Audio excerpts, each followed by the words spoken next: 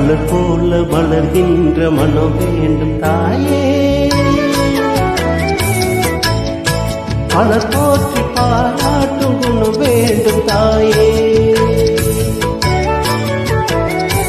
மலர் போல மலர்கின்ற மனம் வேண்டும் தாயே. மலர் போற்றி பாராட்டும் குணம் வேண்டும் தாயே.